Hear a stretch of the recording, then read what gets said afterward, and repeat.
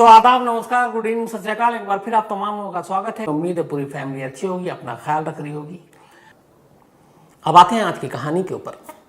ये कहानी इसी साल फरवरी की है, 12 फरवरी, शहर लखनऊ। लखनऊ में एक पुलिस हेडक्वार्टर है। पहला पुराना पुलिस हेडक्वार्टर जो है वो हट चुका है और नया पुलिस हेडक्वार्टर बहुत आलीशान, बहुत खूबसूरत बना हुआ है। मुझे कई बार जाने का मौका मिला।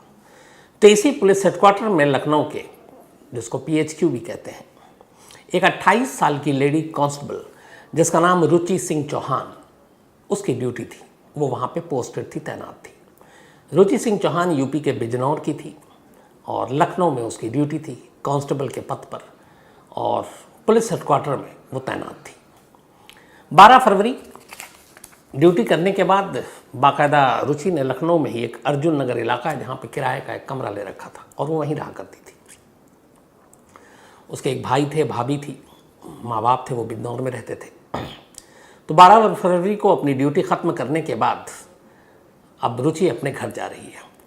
नेक्स्ट डे संडे था। जब वो घर के लिए जा रही होती तभी उसका मोबाइल बजता है। उस दूसरी तरफ उसकी भाभी थी। भाभी फ़ोन करती है। रुचि कहती है कि मैं कैब में हूँ, घर जा रही हूँ, घर जाने के बाद आपको वापस कॉल करूँगी। भाभी फ़ोन रख देती हैं।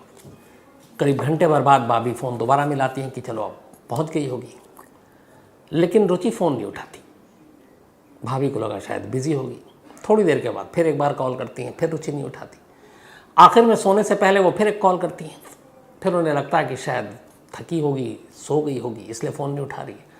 ये सोच कर उसके बाद वो फ़ोन करती नहीं है। रात बीत जाती है। अब 13 फरवरी की तारीख आ जाती है। उस दिन संडे था। आमतौर पर संडे को छुट्टी होती है रुचि की, लेकिन यूपी में इलेक्शन था। 5 स्टेट में जो था उसमें यूपी में भी था, अलग अलग 7 फेसेस में। तो अब सुबह फिर भाभी ने रुचि को फ़ोन किया, लेकिन रुचि का मोबाइल अब स्विच ऑफ है। थोड़ी देर के बाद फिर उन्होंने कॉल किया, मोबाइल स्विच ऑफ। अब उन्हें बड़ी हैरानी भी हुई कि रुचि आमतौर पर अपने मोबाइल को बंद नहीं रखती है और इतने सारे कॉल करने के बाद वो कॉल ज़रूर वापस करती है, लेकिन कल शाम से ऐसा हो रहा कि ना वो फ़ोन उठा रही है और अब सुबह में उसका फ़ोन भी स्विच ऑफ। अब उन्हें फ़िक्र होने लगी। इसके बाद उनके पास एक रुचि की सहेली का नंबर था जो खुद एक कांस्टेबल थी और उसी पुलिस हेडक्वार्टर में उसकी तैनाती थी। तो एक जगह एक साथ ड्यूटी देते देते दोनों में दोस्ती हो गई थी। भाभी के पास रुचि के उसका नंबर था। उन्होंने उसको कॉल किया। उन्होंने कहा कि रुचि फ़ोन नहीं उठा रही, मेरी बात कराए।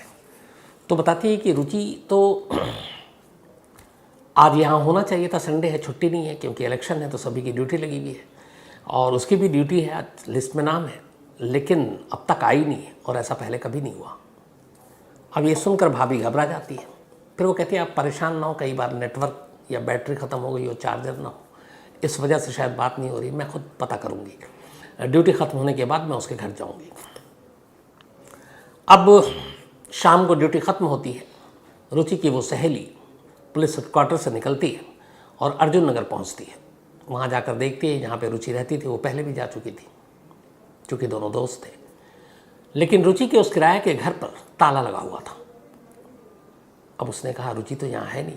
उसने मकान मालिक से पूछा कि रुचि कहाँ है। मकान मालिक ने कहा कि वो तो कल से ही नहीं आई है, जब फिर वो ड्यूटी करने के लिए गई थी तो शायद हो सकता है वो अपने बिजनौर चली गई होगी, क्योंकि जब भी उसकी छुट्टी होती थी रुचि की तो वो बिजनौर चली जाती थी अपने घर वालों के पास। तो उसने कहा अच्छा ठीक है, लेकिन अब वो उसकी दोस्त भी परेशान हो रही है कि छुट्टी तो है नहीं और वो बिना इन्फॉर्म किए हुए कैसे जा सकती है। अगर वो कभी नहीं आती थी या बीमार होती थी या कुछ और बात होती थी तो लोग एक दूसरे को बता देते थे। लेकिन सैटरडे भी बीत गया, संडे भी बीत गया और रुचि का कोई सुराग नहीं है और घर पे भी नहीं है। घर वाले, मकान मालिक कह रहे हैं कि वो घर गई है। वो उसके बाद उसकी भाभी को फ़ोन मिलाती है, दूसरी कांस्टेबल, और कहती है कि मैं रुचि के घर गई हूँ लेकिन ताला लगा हुआ है। मकान मालिक कह रहा है कि वो शायद घर गई और कल से ही वो नहीं लौटी है, मालिक कल रात को भी वो घर पे नहीं थी। अब रुचि की भाभी कहती है कि नहीं, वो जब भी बिजनौर घर आती है तो पहले फ़ोन करती है और उसके बाद आती है, पर कल उसका कोई ऐसा फ़ोन नहीं आया और यहाँ पे भी नहीं आई है वो। अब उन्हें फ़िक्र सताने लगी, क्या करें। अब जब ये बात हुई तो फिर उन्होंने कहा हम लखनऊ आ रहे हैं। अब रुचि का पूरा जो परिवार है वो अगले दिन लखनऊ पहुँच गया। लखनऊ में अब ढूंढ रहा है। संडे का मंडे आ गया। अब रुचि की उस कांस्टेबल दोस्त को भी फिक्र होने लगी इस दौरान में उसने ये किया कि रुचि की जो महिला कांस्टेबल थी, उसने रुचि की तस्वीर और उसके बारे में सोशल मीडिया पे एक पोस्ट डाल दिया कि रुचि ये यहाँ पे पोस्टेड है और ये गायब है सैटरडे से, इसका कोई सुराग नहीं है और अभी तक रिपोर्ट नहीं लिखाई गई है। तो अगर किसी को रुचि के बारे में जानकारी हो तो कांटेक्ट करें। अब ये इत्तेफाक से एक पुलिस वाली गायब हो जाए और एक दूसरी पुलिस वाली सोशल मीडिया पे ऐसे डाले तो बड़ी अजीब सी बात लगती है कि खुद पुलिस वाले गायब और पुलिस को ही पता नहीं। ये बात सीनियर अफसरों तक पहुंची, वो पोस्ट वायरल होना शुरू हो गया। सीनियर अफसरों ने देखा कि एक लेडी कांस्टेबल गायब है और दूसरी लेडी कांस्टेबल जो है उसको पोस्ट कर रही है कि गायब है, इसको ढूंढो। वो बड़े नाराज़ भी हुए, गुस्सा भी हुए कि ये क्या है डिपार्टमेंट की, तुम बदनामी करा रही हो, एक पुलिस वाली गायब है और तुम सोशल मीडिया पे डाल रही हो, जबकि तुम्हें अफसरों को बताना चाहिए था। तो खैर उसे डाटा वाटा भी और ये भी कि उस लेडी कांस्टेबल को शायद नोटिस भी दे दिया कि तुमने ये गलत किया है, इनडिसिप्लिन है ये, इससे डिपार्टमेंट की बदनामी हो रही है। अब खैर इधर रुचि के घर वाले आते हैं, तीसरा दिन था, थक हार कर वो जाकर पुलिस में कंप्लेंट दाखिल कर देते हैं रुचि की गुमशुदगी की। अब पुलिस रिपोर्ट लिख लेती है। इस दौरान में धीरे धीरे वक्त बीत जाता है। तभी 17 फरवरी, करीब 5 दिन हो गए थे रुचि को गायब हुए, 17 फेब की तारीख थी।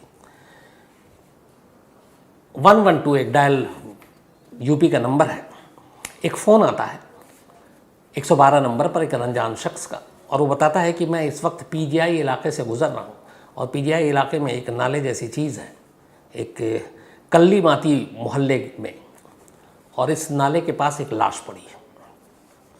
112 नंबर पर कॉल था। पुलिस की टीम वहाँ पहुँचती है। जब वहाँ पहुँचती है तो देखती है कि एक महिला की लाश पड़ी हुई है। पुलिस लाश को उठाती है और पोस्टमार्टम के लिए अस्पताल भेज देती है।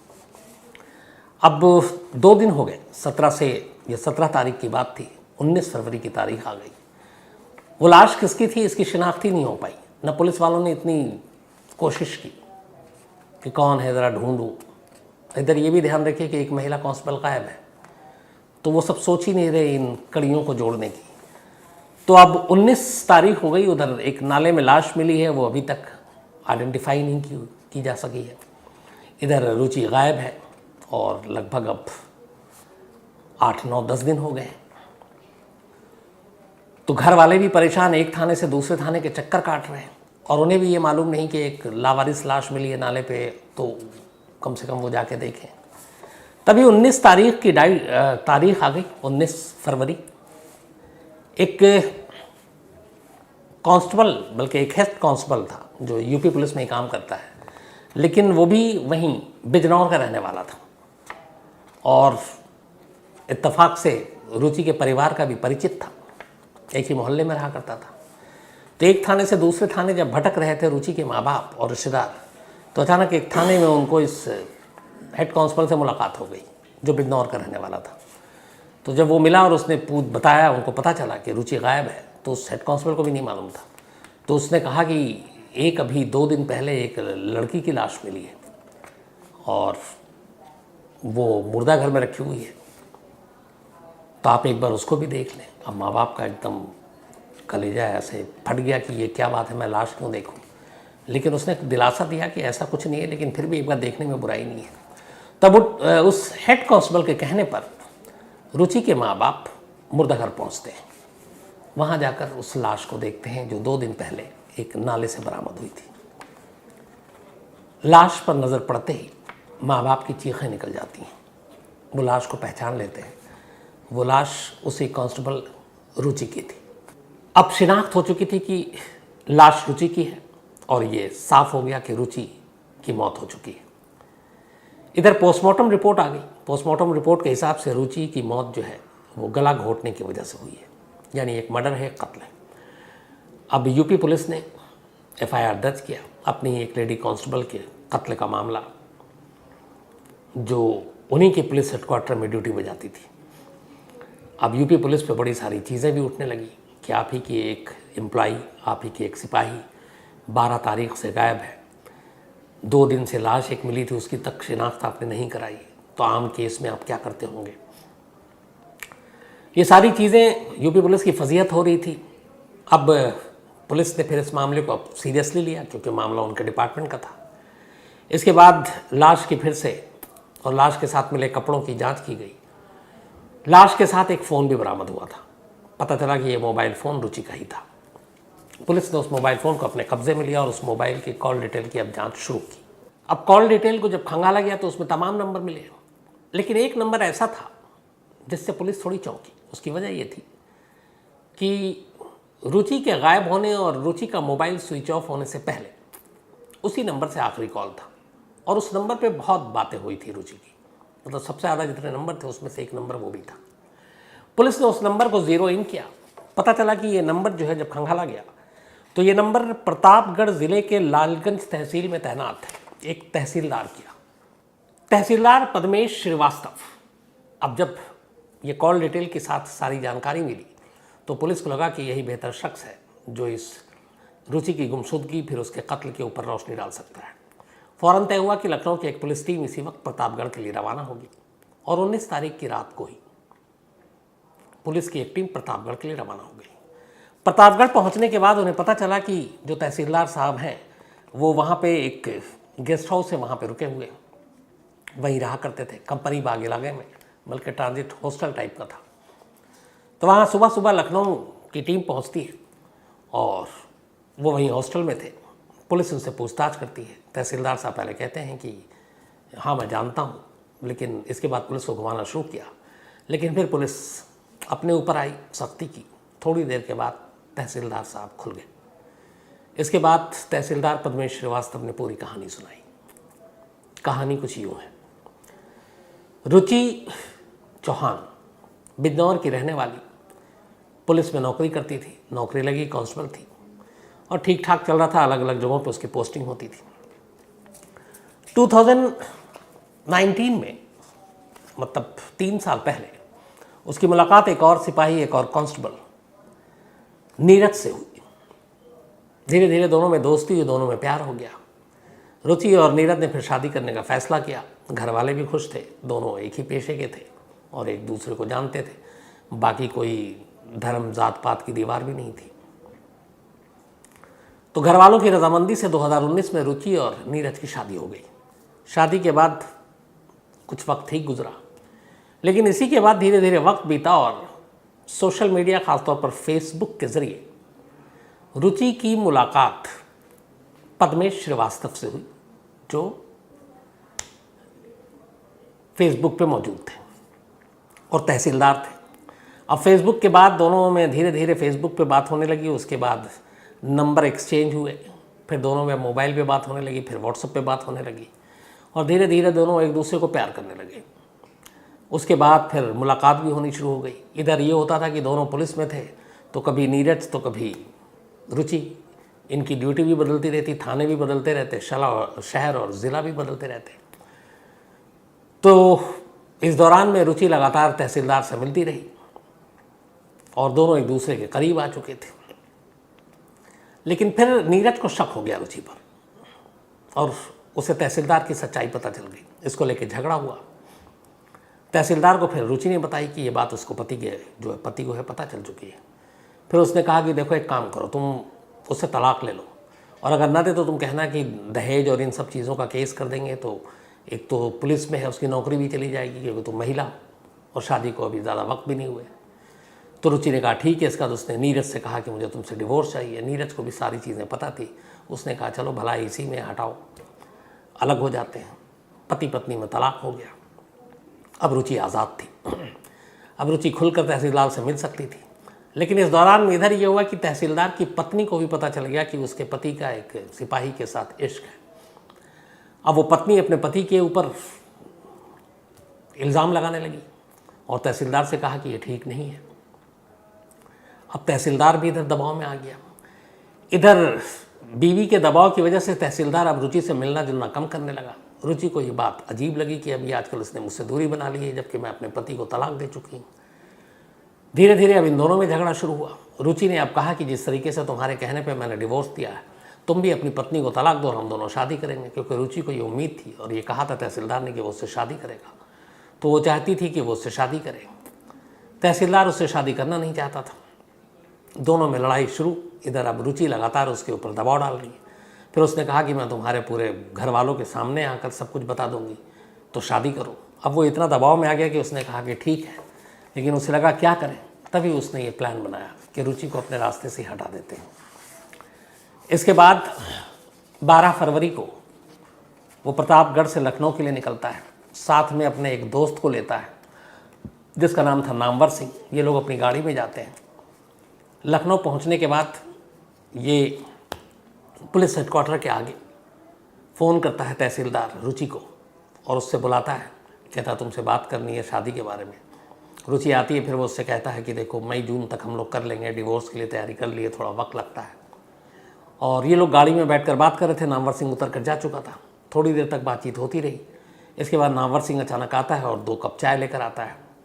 एक कप चाय वो तहसीलदार को देता है, दूसरा रुचि को। रुचि चाय पी लेती है, तहसीलदार भी पी लेता है। लेकिन चाय पीने के 10-15 मिनट के बाद ही अचानक रुचि बेहोश हो जाती है। दरअसल उस चाय में बेहोशी की दवा मिला रखी थी। जैसे ही रुचि बेहोश होती है, नामवर सिंह ड्राइविंग सीट पे बैठता है। उसके बाद वो लोग उस गाड़ी को वहीं आगे एक सुनसान जगह पे ले जाते हैं और फिर बेहोश रुचि की गला घोंट कर हत्या कर देते हैं। हत्या करने के बाद उसी इलाके से उन्हें वो वाकिफ़ थे, एक जगह पे सुनसान जगह दिखता है उनको, बराबर में नाला, वो उसकी लाश को वहीं फेंक देते हैं और फिर देर रात वापस प्रतापगढ़ पहुंच जाते हैं। ये सारी कहानी, उस रात के मोबाइल का लोकेशन और बाकी चीज़ें पुलिस के पास थी। लेकिन इस कहानी में एक नई चीज़ तब आई जब ये पुलिस को पता चला कि 12 फरवरी को जब तहसीलदार प्रतापगढ़ से लखनऊ के लिए निकलने लगा, तब उसकी बीवी ने पूछा कि तुम कहाँ जा रहे हो। तब उसने कहा लखनऊ जा रहा हूँ काम से। तो उसने कहा कि शाम या रात को तो कोई मीटिंग होती नहीं है ऑफिस की, तो मुझे मालूम है तुम रुचि से मिलने जा रहे हो। तब ये कहता नहीं, मैं तुम्हारे ही काम से जा रहा हूँ, रुचि का काम करने। तब इसकी बीवी कहती है कि बिना काम किए हुए लौटना मत और रुचि का काम करके ही आना। यानी कहीं ना कहीं वो रुचि को रास्ते से हटाने की साजिश में शामिल थी। हस्बैंड ने ये स्टेटमेंट दिया। इसके बाद सारे सबूत मिले। फिर पुलिस ने तहसीलदार और नामवर सिंह को तो गिरफ्तार किया ही किया, तहसीलदार की पत्नी को भी गिरफ्तार किया और उसे भी रुचि के कत्ल का आरोपी बनाया। इन तीनों को पकड़ने के बाद पहले पुलिस हिरासत में लिया, फिर उसके बाद न्यायिक हिरासत में इन्हें जेल भेज दिया गया है। मामले की जांच हो चुकी है, चार्जशीट दाखिल हो चुकी है, तीनों को कत्ल का आरोपी बनाया गया है और अब मुकदमे की सुनवाई शुरू होगी। तो एक लेडी कांस्टेबल जिसने अपने हाथों से अपनी एक अच्छी खासी ज़िंदगी, एक अच्छा खासा घर परिवार उजाड़ दिया, पहले अपने पति को तलाक देकर और तहसीलदार पर भरोसा कर। उधर तहसीलदार ने भी इस चक्कर में अपनी पत्नी को भी एक तरह से गुनाह के रास्ते पर ले गया। तो हर बुराई का अंत बुरा ही होता है। तो ये थी आज की कहानी, लेकिन कहानी ख़त्म करूँ उससे पहले वही अपना सिलसिला। आज अमित त्यागी का बर्थडे है, तो अमित त्यागी हैप्पी बर्थडे। और फौजिया चौधरी जी ने भेजा है। साथ ही साहिज बराड़, इनका भी आज बर्थडे है, तो हैप्पी बर्थडे साहिज। और गिडी सिंह जी ने भेजा है। आयुष्मान पुनिया, इनका भी आज बर्थडे है, हैप्पी बर्थडे आयुष्मान। और ये सुरेंद्र पुनिया जी के बेटे हैं। इसके अलावा प्रातुल चौरसिया, इनका भी आज बर्थडे है, तो हैप्पी बर्थडे प्रातुल। और खालिद खान ने भेजा है। साथ ही निशी प्रिया साहा का भी जन्मदिन है, तो हैप्पी बर्थडे निशी। और रंजन साहा जी हैं, उनकी बिटियां हैं दुमका से। इसके अलावा सुखबीर सिंह का भी बर्थडे है, तो हैप्पी बर्थडे सुखबीर जी। और संदीप सिंह ने भेजा है। अमीन, इनका भी आज, बल्कि कल इनका जन्मदिन था, तो बिलेटेड हैप्पी बर्थडे अमीन। और ये शबाना जी के बेटे हैं। इसके अलावा रवि राज सिंह, इनका भी बर्थडे है, तो हैप्पी बर्थडे रवि। और ये त्रिकोलिया पलिया कलां खीरी से हैं। इसके अलावा उष्मा का भी जन्मदिन है, तो हैप्पी बर्थडे उष्मा जी। और ये अनिल कुमार जी की वाइफ है, बिलेटेड हैप्पी बर्थडे। इनका बर्थडे पहले था उष्मा जी का। साथ ही आयुष यादव का भी birthday, happy birthday Ayush Yadav. और दुआ है ऊपर वाले से मेरी कि आप जल्द से जल्द अच्छे हो जाएं, सब कुछ ठीक हो जाए वापस। यही दुआ पूरी क्राइम तक फैमिली की तरफ से। और हरिकेश यादव जी ने भेजा था। इसके अलावा संजीव गौर, इन्होंने एक मेल लिखा है, बहुत ही खूबसूरत। Thank you so much Sanjeev Gaur साहब। ये एक पेंटर हैं और इनका कहना है कि ये जो कहानियाँ हैं, करीब ये 92 लोग हैं, 92, ये सब एक साथ कहानी सुनते हैं। तो इस प्यार के लिए शुक्रिया दिल से। इसके अलावा अमन वर्मा एक कहानी की फरमाइश की है। और साथ ही पहले कुछ नाम लेता हूँ, फिर आगे बताता हूँ कि क्या है। मोहम्मद अताउल्ला, सुभाष वर्मा, मयंक राज सिंह चौहान, डाबी भावना, अजय ठाकुर, पायल गोपाल और दिवाकर गुप्ता और इसके अलावा और बहुत सारे लोग।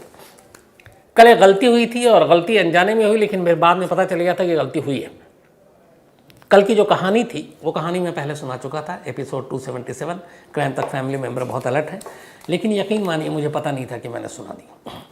कहानियाँ रिसर्च करता रहता हूँ तो ये तो पता है, तो फिर मुझे लगा कि शायद ये मैंने कहानी नहीं सुनाई है और उसी गलतफहमी मैंने सुना दी, वरना अगर मुझे एहसास होता कि सुना दी है तो नहीं सुनाता। लेकिन अब एक और गलती जो की है वो भी आपसे एक्सेप्ट करता हूँ। वो क्या है कि अनजाने में ये कहानी मैंने रिकॉर्ड तो कर ली, लेकिन फिर कुछ मेल पढ़ा और शाम हो गई तो कुछ लोगों ने मुझे दिखाया कि ये आप पहले सुना चुके हैं।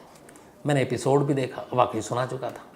तो वक्त रहते मुझे इस गलती को सुधारने का मौका मिल गया था, लेकिन सुधारा नहीं, इसलिए कि फिर हिम्मत नहीं हुई। कल एक्चुअली बहुत सुबह जल्दी आ गया था।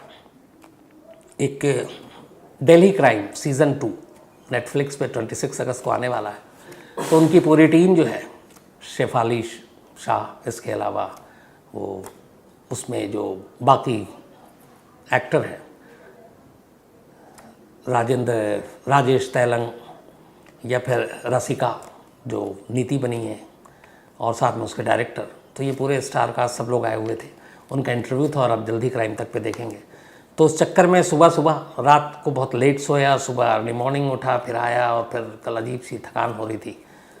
तो फिर एहसास तो हो गया, लेकिन फिर भी दोबारा कहानी रिकॉर्ड करने की हिम्मत नहीं थी तो भाग गया। तो ये थी कल की कहानी, लेकिन शुरुआत में जो मैंने किया मैं अनजान था उससे। कई बार हो जाता है, वैसे लगभग 1140 जो भी इतनी सारी कहानियाँ सुना चुका हूँ, तो अपनी ही कहानियाँ भूल जाता हूँ कि क्या क्या सुना रखा हूँ और क्या क्या सुनाना है।